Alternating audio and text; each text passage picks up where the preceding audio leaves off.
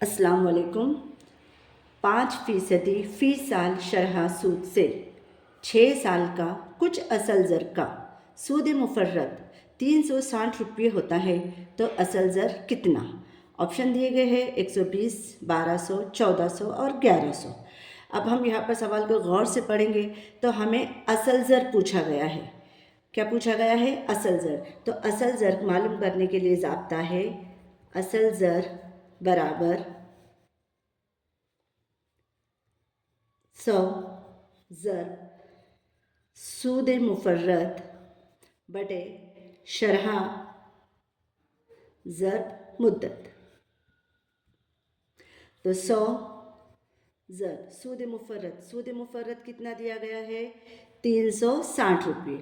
तो 360 हम लिख लेंगे बटे शरह कितनी दी गई है? 5% फ़ी साल शरह, यानी 5 ज़र मुद्दत कितनी दी गई है? 6 साल।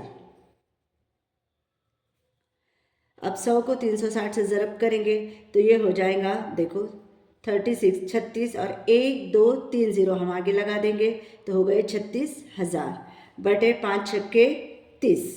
ये ज़ीरो कट गया, ये ज़ीरो कट गया, 3 एका 3, 3 एका 3, 3 दुए 6 बचे, यहाँ पे ये 2 ज़ीरो लगा देंगे तो हमारा असल ज़र होगा 1200 रुपये, जो कि ऑप्शन नंबर 2 में दिया गया है। उम्मीद है आपको समझ में आ गया होगा। अस्सलाम वालेकुम।